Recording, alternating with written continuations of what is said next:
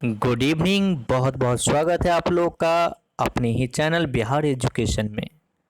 जैसे कि मैंने आप लोगों से वादा किया है कि प्रत्येक चैप्टर का प्रत्येक पार्ट्स को हम लोग पढ़ते हुए चलेंगे, तो उसी प्रकार से जैसे कि एक चैप्टर हमारा क्लास 12th के हिंदी जिसका नाम है बातचीत, और बातचीत किनके द्वारा लिखी गई है? बालकृष्ण भट्ट के द्वारा।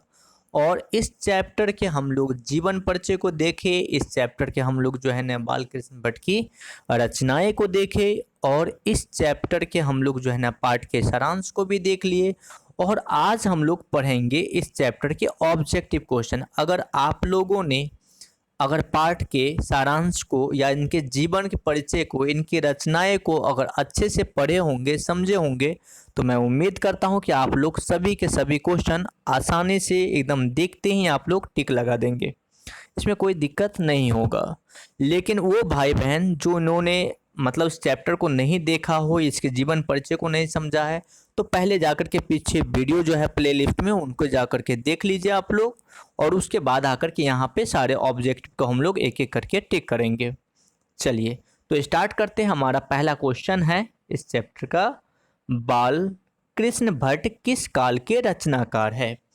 तो पहला हमारा जो है ना क्वेश्चन क्या बन रहा है कि बाल कृष्ण भट्ट आखिर किस काल के रचनाकार है? तो मैंने आपको लोग को बताए हैं चैप्टर में कि ये आदि काल की है, भक्ति काल की है, रीति काल के, या आधुनिक काल के। अगर आप लोग चैप्टर को अच्छे से पढ़े होंगे तो आप लोगों ने वहां पर देखा होगा कि बाल कृष्ण भट्ट जो है ये रचनाकार तो है, लेकिन ये आधुनिक काल के हैं।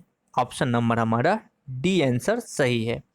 चलिए दूसरा हमारा क्वेश्चन जो है, दूसरा क्वेश्चन हमारा कह रहा है कि बालकृष्ण भट्ट की रचनाएं हैं। अब एक चार ऑप्शन हमें दे देता है कि इनमें से उनकी रचनाएं आखिर कौन सी है। वो है उसने कहा था, रोज, बातचीत, या ओ सदा नेरा। तो इसका आंसर क्या हो जाएगा कि इसका आंसर हो जाएगा ऑप्शन नंबर बी, बातचीत। बातचीत क्या है? इनकी जो है ना क्या है? रचना है। आगे तीसरा नंबर में हमारा जो है ना क्वेश्चन है वो कह रहा है बातचीत जो चैप्टर है हमारा, बातचीत आखिर जो है ये क्या है? एक निबंध निबंध है। मैंने आप लोग को बताया था कि बातचीत एक निबंध है। तो इस निबंध के लेखक कौन है? तो आप लोग को पता होगा कुछ जो है ना कि बातचीत जो है ना, ये जो निबंध है हमारा, शीर्षक निबंध है, इसके लेखक कौन है? तो बातचीत के लेखक चंद्रधर शर्मा गुलेरी हैं क्या, या बालकृष्ण भट्ट है, या जयप्रकाश नारायण, या रामधारी सिंह दिनकर है? तो आप लोग को पता होगा कि जो है ना अगर आप लोग इस चैप्टर को पढ़े हैं तो बातचीत का जो लेखक है वो कौन है? बालकृष्ण भट्ट। यानी कि इसका आंसर क्या हो जाएगा सही? Option number B.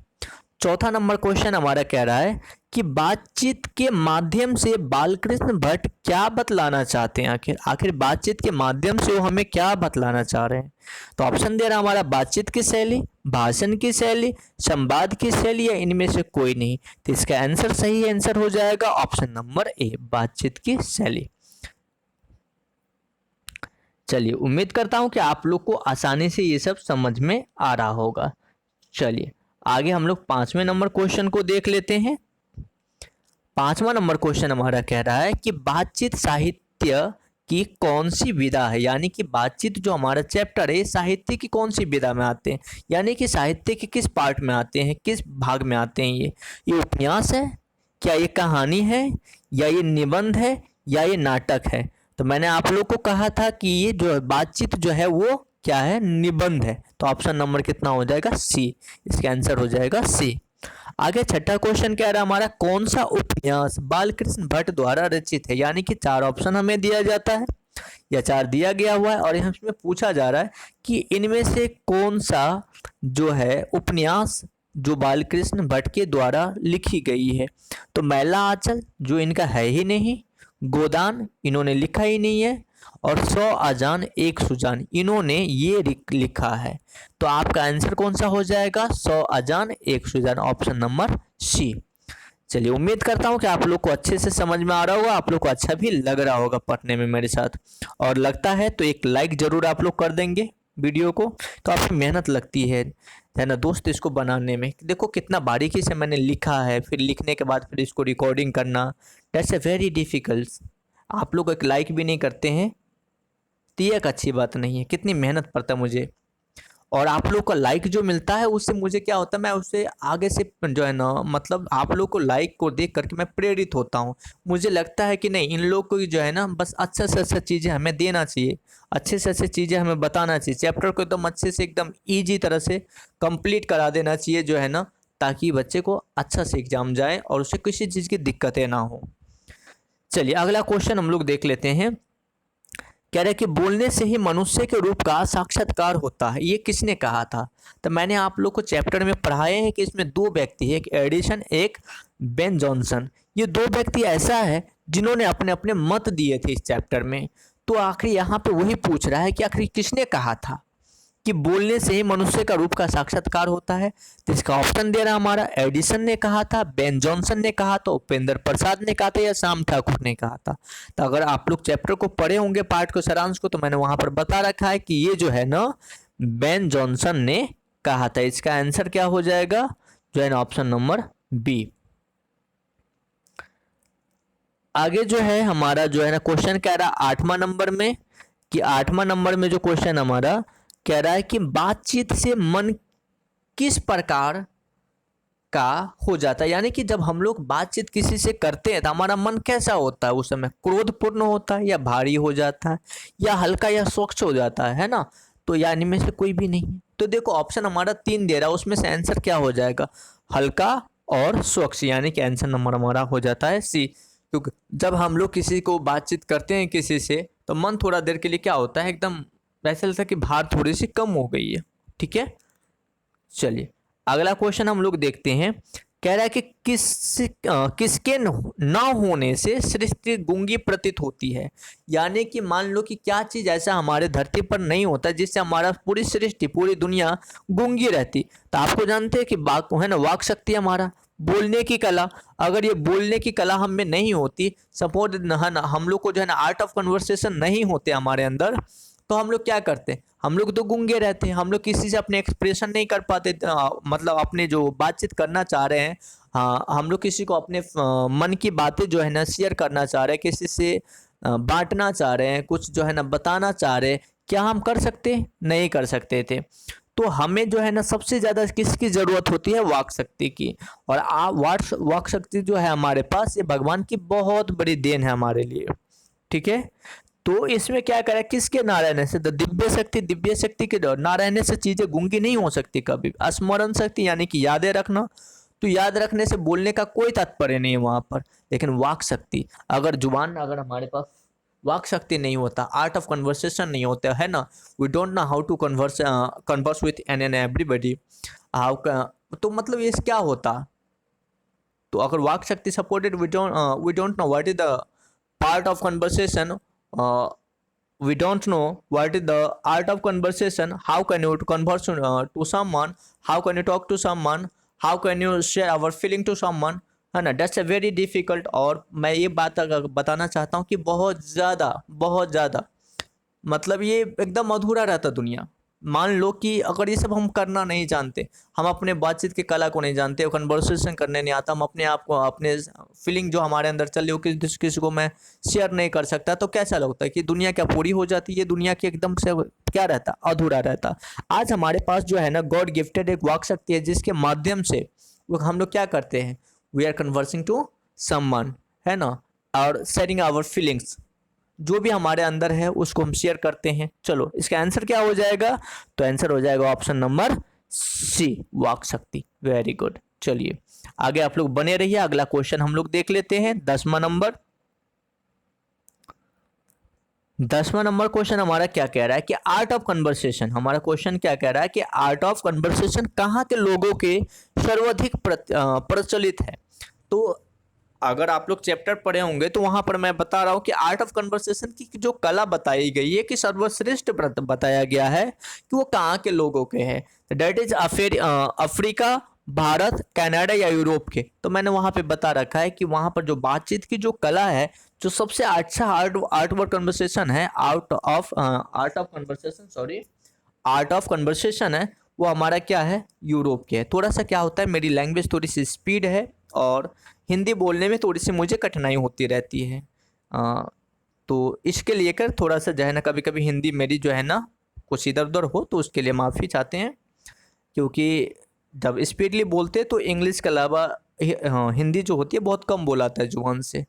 चलिए आगे क्वेश्चन हम लोग देख लेते हैं कि बालकृष्ण भट्ट किस युग के निबंधकार है। तो बालकृष्ण भट्ट किस युग के निबंधकार है, तो मैंने आप लोग को बता रखा था कि प्रसाद युग का है, भारतेंदु युग का है, द्विवेदी युग का है, या इनमें से कोई भी नहीं है। तो मैंने आप लोग को बता रखा, अगर आप लोग चैप्टर अच्छे से देखे होंगे, अच्छे से पढ़े होंगे, तो आप लोग को पता होगा कि ये भारतेंदु युग का है। ठीक है, और नहीं देखे होंगे तो जाकर के कृपया दोबारा जो है ना आप लोग देख लेंगे। तो इसका आंसर क्या हो जाएगा, ऑप्शन नंबर बी। आगे क्वेश्चन हमारा 12 नंबर में क्या कह रहा है कि मनुष्य की बातचीत का जो उत्तम तरीका वो क्या है। मनुष्य की बातचीत का उत्तम तरीका पूछ रहा है कि वो क्या है। तो सबसे उत्तम तरीका जो है ना क्या होता है, भीड़ से बात करना। क्या बहुत सारे लोग जो होता है वहां पे बात करो, या तर्क से बात करना? नहीं, अवाक होकर के अपने से बातचीत करना। देखो इंसान जो होता है ना, मेरे एक जो है ना सलाह है, मतलब मैं समझ लो कि एक वर्ड बताता हूँ, ऐसे तो मैं बराबर ही कुछ ना कुछ बताता रहता हूँ। तो मैं कह रहा हूँ आप लोग अवाक होकर के अपने आप से बातचीत करना, ये सबसे बड़ी कला है और ये सबसे अच्छी चीज बातचीत है। देखो क्या होता है, इंसान हमेशा दूसरों को समझने में जिंदगी गुजार देता है। मेरी बात को आप लोग अगर समझ पाए तो रिप्लाई कमेंट करके जरूर देंगे कि मैंने जो कहा है कि आपको समझ में आया हो या नहीं आया हो। मतलब जल्दी मेरी भाषा समझ में नहीं आता है, पहेलियों में बोलता हूँ रहता हूँ ज़्यादातर। तो मैं ये कह रहा हूँ कि मान लो पूरी दुनिया जो है ना, अधिकांश, मैंने ये नहीं कहा कि I am not talking about the whole world, I am talking about the some of the peoples. सिर्फ कुछ लोग ऐसे भी है हमारे धरती पर जो क्या करते हैं कि मतलब अपने आप को नहीं पहचानते। वो दुनिया को पहचानने में पूरी उम्र बिता देते हैं, लेकिन अपने आप को कभी नहीं पहचानता। और आप लोग जानना चाहते हैं, if you want to know that, and first of all you have to ask a question to someone कि हु आर यू। अगर इस सवाल का जवाब आपको मिल जाए तो मुझे कमेंट करके ज़रूर आप बताएंगे कि आप कौन हैं। कोई किसी को नहीं पता कि वो कौन है, वास्तविकता में वो कौन है। हर इंसान अपना नाम बता देगा आपको कि मेरा नाम ये है, मेरा नाम वो है, लेकिन वास्तविकता से जो है ना उसको ये नहीं पता कि रियलिटी में वो कौन है। चलिए, तो इसका जवाब आप लोग कमेंट में जरूर बताएंगे कि अब रियलिटी में इंसान कौन है। तो इंसान हमेशा दूसरों को ढूंढते ढूंढते जो है ना अपने आप को भूल जाता है कि वो कौन है। अपने आप से कभी वो बात ही नहीं कर पाता, अपने आप में वो कभी वो समय नहीं दे पाता है। इसलिए यहाँ पर राइटर क्या कहना चाहता है कि सबसे अच्छा तरीका कौन सा है, ऑप्शन नंबर सी, अवाक होकर के अपने आप से बात करना। ठीक है, चलिए अगला क्वेश्चन हम लोग देख लेते हैं। अगला क्वेश्चन हमारा 13 नंबर का है। 13 में क्या कह रहा है कि संवाद में सबसे महत्वपूर्ण क्या है। संवाद जो करते हैं हम लोग, बातचीत जो करते हैं, उसमें सबसे ज्यादा जो है महत्वपूर्ण क्या है, तर्क, जिज्ञासा, आत्मीयता, या इनमें से कोई नहीं। तो सबसे ज्यादा मैं आपको बताते हैं, इसका आंसर नंबर क्या हो जाएगा, ऑप्शन नंबर क्या हो जाएगा, क्या हो जाएगा। जैसे आप लोग को पता है तर्क होगा, क्या जिज्ञासा होगा, तो नहीं। संवाद में अगर आपको लोग चैप्टर में नहीं मिला होगा तो यहाँ पर आप लोग को मैं क्लियर कर दूं कि संवाद में सबसे ज्यादा महत्वपूर्णता जो होती है वो होता है ऑप्शन नंबर हमारा कितना, सी, ऑप्शन नंबर हमारा सी, आत्मीयता। ठीक है, उम्मीद करता हूँ आप लोग को अच्छे से समझ में आ रहा है मेरी बातें। ठीक है, अगला क्वेश्चन हमारा 14, और 14 में हमारा क्वेश्चन जो है ना क्या कह रहा है, 14 नंबर क्वेश्चन हमारा कह रहा है कि बालकृष्ण भट्ट का जन्म कब हुआ था। तो बालकृष्ण भट्ट का जो है ना जन्म कब हुआ था, आप लोग को जो है ना अगर आप लोग जीवन परिचय को पढ़े तो आप लोग को याद होगा कि 23 जून 1844 में हुई थी, या 23 जून 1884 में हुई थी, 10 दिसंबर 1834, या इनमें से कोई भी नहीं। तो आप लोग को बता दें कि इसका सही आंसर होगा ऑप्शन नंबर ए, 23 जून 1844 को। चलिए आगे बढ़ते हैं इसके 15 नंबर के क्वेश्चन को देखते हैं हम लोग। तो 15 में हमारा क्वेश्चन में क्या कह रहा है, 15 को नंबर पे कि कौन सी रचना बालकृष्ण भट्ट की नहीं है। अब कौन सी रचना है इसमें जो बालकृष्ण भट्ट की नहीं है। 100 आजान एक सुजान, आपको पता है कि यह है। नूतन जो है ना ब्रह्मचारी, ये भी है। और तीसरा ऑप्शन है हमारा परीक्षा गुरु। परीक्षा गुरु क्या है, ये नहीं है। चलिए तो आप लोग का आंसर पता चल गया, इसका ऑप्शन होगा सी। बालकृष्ण भट्ट को किसने अंग्रेजी साहित्य के एडिशन और स्टील की श्रेणी में रखा है। तो इसका आंसर क्या हो जाएगा, तो बालकृष्ण भट्ट की जो है ना किसने ये जो है ना साहित्य के श्रेणी में, एडिशन स्टील के श्रेणी में किसने रखा? तो रामचंद्र शुक्ल थे, रामविलास शर्मा थे, हजारी प्रसाद द्विवेदी, या इनमें से कोई भी नहीं। तो मैं आप लोग का आंसर बता दूं कि इसमें से वो व्यक्ति थे, वो थे रामचंद्र शुक्ल। इन्होंने ही अंग्रेजी साहित्य के एडिशन जो है ना इनको कहा है। अगला क्वेश्चन हमारा, बाल कृष्ण भट्ट का निवास स्थान कौन सा है? तो अगर आप लोगों ने जीवन परिचय के वाले वीडियो देखे होंगे तो आप लोग को आसानी से पता चल जाएगा। क्या आंसर पता है आप लोग को? वेरी गुड, आप लोग जो है ना बता सकते हैं अगर आप लोगों ने उस चैप्टर को देखे हैं तो, और नहीं देखे हैं तो वापस जाइए उस वीडियो को देखिए, उसके बाद यहाँ पर आइए, आसानी से आप लोग आंसर को टिक कर पाएंगे। ऑप्शन दे रहा हमारा, वाराणसी उत्तर प्रदेश, मथुरा उत्तर प्रदेश, इलाहाबाद उत्तर प्रदेश, इनमें से कोई नहीं। तो इसका आंसर हो जाएगा, सही answer option number C, Allahabad Uttar Pradesh. चलिए अगला क्वेश्चन को देखते हैं। 18 नंबर क्वेश्चन हमारा कह रहा है कि बालकृष्ण भट्ट ने कब हिंदी प्रदीप नामक मासिक पत्रिका निकालना प्रारंभ किया? यानी कि कौन सी ईयर में इन्होंने एक जो है ना, जो मैं आपको बता दूं कि ये मासिक पत्र, जो मैंने वहां पर भी बताया था कि हिंदी प्रदीप, ये मासिक पत्र जो है ये काफी बार पूछा जाता हम लोगों से। तो ये कब जो है ना, जो इन्होंने कौन सी ईयर में प्रारंभ किए थे, और ये मासिक पत्र था। मैंने वहां पर भी ये भी बताया कि ये महीना में चलने वाले पत्र थी, और ये काफी लंबे समय तक इन्होंने चलाया था। 32 साल तक ये जो है ना करीबन जो है ना ये इन्होंने चलाया उसको। तो कौन सी ईयर में वो चालू हुई थी? 1877 में, 1888 में, 1890, 1892 में। तो इसका सही आंसर हो जाएगा ऑप्शन नंबर ए, 1800 जो है 77 में। अगला देख लेते हैं 19 नंबर में क्या कह रहा है कि 19 नंबर में हमारा क्वेश्चन कह रहा है कि बालकृष्ण भट्ट ने किस पत्रिका का संपादन किया था? देखो वही क्वेश्चन को थोड़ा सा घुमा करके पूछ दिया गया है कि आखिर जो है ना किसका जो है ना, ये सारे क्वेश्चन जो आप लोग जो देख रहे हैं कि ये हर आप लोग को बिल्कुल इससे कोई बाहर क्वेश्चन जो है ना आने वाला नहीं है। यही वो सारे क्वेश्चन सब है जो बराबर ही आप लोगों से पूछा जाता है, और ये अभी से लेकर के जितने साल का क्वेश्चन जो पूछी गई है सबका एनालिसिस करके मैंने यहाँ पर क्वेश्चन बनाया है। और आप लोग जो है ना इसीलिए जो है ना बिल्कुल घबराने की जरूरत नहीं। इस क्वेश्चन को आप लोग बस देख करके सही टिक लगा करके रखिए आप लोग। यही क्वेश्चन, यही हूबहू क्वेश्चन आप लोग, इसी में से कोई क्वेश्चन आपके एग्जामिनेशन में पूछने वाले हैं। और आप लोग बाद में जो कि मुझे बताएंगे भी आकर के कि सर बिल्कुल, आप जब लोग एग्जाम देकर आएंगे तो मुझे आकर के बताएंगे कि सर बिल्कुल सही कहा था आपने, कि जो कहा था बिल्कुल वैसे ही हूबहू क्वेश्चन मिला हमें। इसलिए आप लोग बिल्कुल बेफिक्र होकर के जो चीज़ें कंटेंट आप लोग को मिल रही है बस उस पर निर्भर रहिए, तैयारी कीजिए। क्योंकि देखिए बाबू, आप पहले बार एग्जाम देने जा रहे हैं, लेकिन मैं नहीं दे रहा। मैं तो आज 20 साल से यही कर रहा हूँ कि 20 साल से लोगों को एग्जाम ही दिला रहा हूँ। तो इसलिए मुझे इस चीज़ की अनुभव है कि क्वेश्चन कैसा पूछा जाता है। देखो किताब से बाहर कभी भी क्वेश्चन आती नहीं है। लोग, बहुत आदमी क्या करते हैं कि कहता है कि जो है ना किताब के बाहर कुछ भी, मतलब कि देखो आप लोग गेस्ट पेपर से वगैरह से तैयारी करने चले जाते हो, और मैं आपको सजेशन दूंगा कि वो सब नहीं करो, वो सबसे कुछ नहीं होता। कहीं पर सेलेक्टेड क्वेश्चन को आप नहीं जाओ। आपको क्या लगता है कि मैं आपको टिक लगा दूंगा कि that is a very important questions for your examination, क्या वो हो जाएगा? एक बच्चे ने मुझे मुजफ्फरपुर में, जब मैं मुजफ्फरपुर में था, अभी मैं फ़िलहाल मुजफ्फरपुर में नहीं हूँ, जब मैं मुजफ्फरपुर में था तो एक बच्चे ने मेरे पास आया और मुझे कहा कि सर जो है ना, मुझे जो है ना एक काम करते, आप ऐसे में टिक लगा देते ना, क्योंकि आप लोग का जो टिक लगाने का जो तरीका होता है वो काफ़ी इंपॉर्टेंट होता है और हम लोग उसको याद करके जाते, टकराने का चांसेस ज़्यादा होता है। अब बताओ ये क्वेश्चन क्या पूछ रहे हैं हमसे? मैंने उसे बोला बाबू देख बात बताते हैं, एग्जामिनर वाला हमारा रिलेटिव नहीं है जो आपको जो है ना, बिकॉज है ना they are not my relative, ऐसा तो नहीं क्या है ना, दे इन्फॉर्म मी बिफोर जो है ना, before the target of any question, ऐसा तो नहीं ना कि किसी भी क्वेश्चन को टारगेट करने से पहले वो मुझे बता दे, इन्फॉर्म कर दे हमें कि हाँ भैया ठीक है, तुम जो है ना ये वाला क्वेश्चन मैं भेज रहा हूँ, तुम उस पर टिक लगा दो। तो ये सब कुछ होता नहीं है बाबू।